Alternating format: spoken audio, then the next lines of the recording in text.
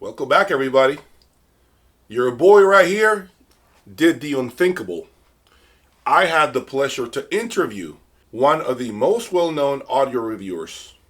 This reviewer has been collaborating, writing for magazines like Absolute Sound, Stereotypes, Positive Feedback, Tone Audio, and many other magazines. I had the opportunity to ask him many of the questions that you guys would be interested in getting answers to.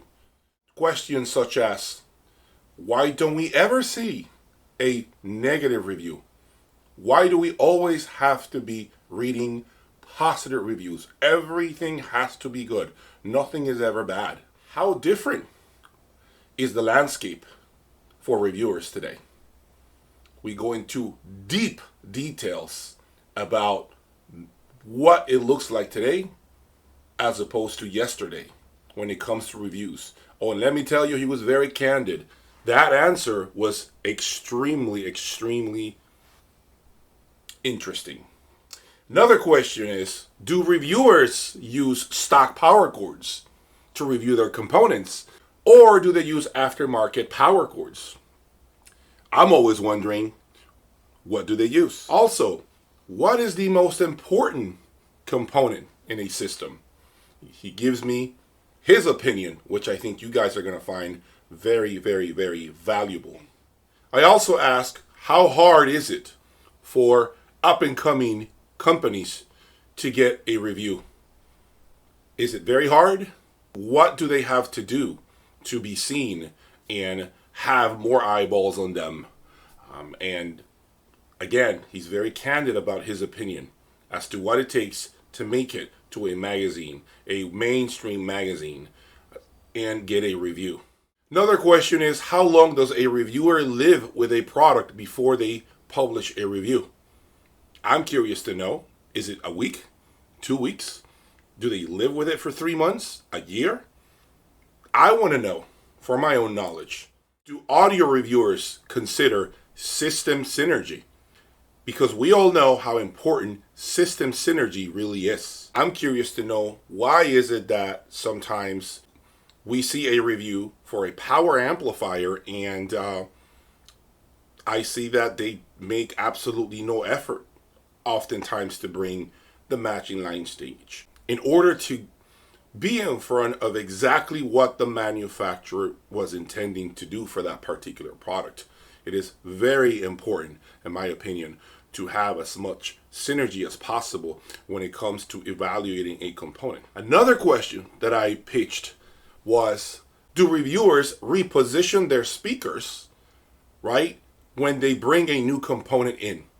There's been a lot of conversation about that. Should we be moving our speakers around when introducing a new power amplifier? Maybe we got more bass. Maybe there's too much bass with a different component, and now we need to bring the speakers out, away from the wall behind them. I want you guys to see and hear what he has to say about that. I also asked him about Class D amplification. Does he think that's the future? And if so, how long will it be before we go fully digital? You guys know I own the MSB Select 2. So I asked, does he ever see digital taken over and completely surpassing analog? Will we ever see a DAC that can easily best a world-class turntable? He has a very good opinion about this one because he owns a $200,000 turntable setup. And another question that I asked that I think will serve you guys well is, what kind of tips can he give us when we are evaluating our own components at home? What should be the variables that we need to consider that should remain the same?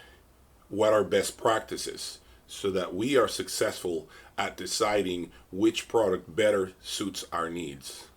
Guys, this is a very interesting interview. I'm telling you, you do not want to miss it. It will probably be a 2-part, possibly a 3-part video. I spent about an hour and a half with this reviewer yesterday. If you need to mark time on your calendar, you need to do it now. You've never heard an audio reviewer of the pedigree of this individual that I'm going to be asking questions to. And I believe that finally we get clear answers from a person that is in the know. And he was very open. And I think you guys will find this interview quite refreshing. Stay tuned, guys. More coming your way here at Jay's Audio Lab. Thank you for the support.